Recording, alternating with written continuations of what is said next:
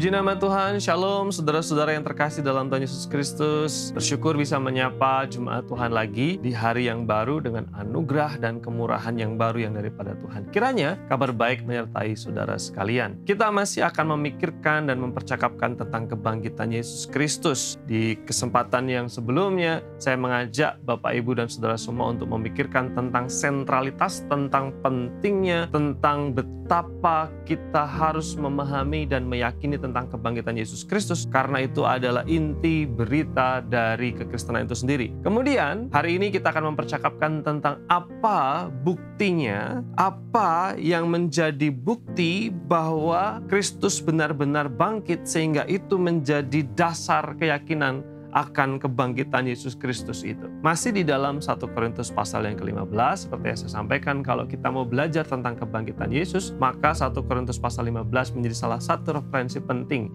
yang perlu kita pahami. Firman Tuhan di dalam ayat 3 sampai dengan ayat yang ke-8, di sana Rasul Paulus menjelaskan tentang bukti-bukti bahwa Yesus sungguh-sungguh bangkit. Bukti yang pertama adalah adanya penampakan dari Yesus Kristus. Jadi ketika Yesus Kristus bangkit, seperti yang kita tahu, ada rentang waktu 40 hari di sana, Tuhan Yesus berkali-kali menampakkan diri. Dan bukti ketika Yesus menampakkan diri itu menjadi salah satu hal penting yang menjadi dasar keyakinan bahwa dia sungguh-sungguh bangkit. Izinkan saya membacakan mulai dari ayat yang ke-5 pasal 15 bahwa ia telah menampakkan diri kepada Kefas atau Petrus. Kristus sungguh-sungguh bangkit.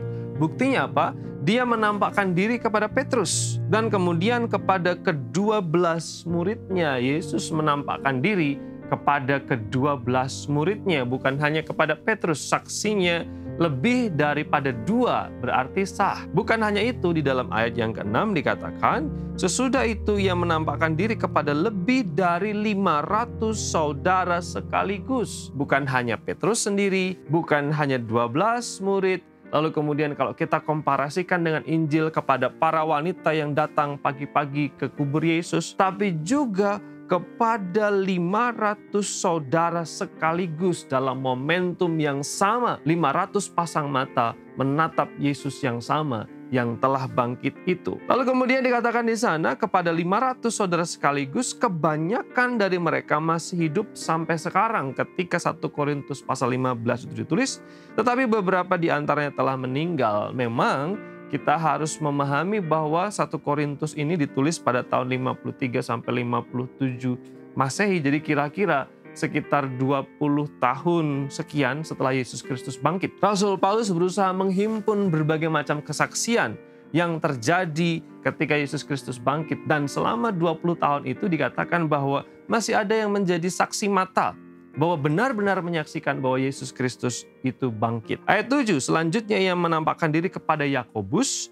kemudian kepada semua rasul. Memang benar Yesus bangkit karena ada bukti bahwa dia menampakkan diri. Ayat yang ke-8, ayat yang akan kita baca terakhir di hari ini. Dan yang paling akhir dari semuanya, ia menampakkan diri juga kepadaku. Jadi Tuhan Yesus juga menampakkan diri kepada Paulus, sama seperti kepada anak yang lahir sebelum waktunya. Teks ini, kebenaran ini mengajarkan bahwa mengapa kita perlu yakin dan percaya bahwa Yesus sungguh-sungguh bangkit, karena kita diajarkan, kita diteguhkan adanya bukti bahwa Yesus bangkit dengan menampakkan diri kepada para saksi. Ini yang menjadi dasar keyakinan kita bahwa Yesus Kristus bangkit.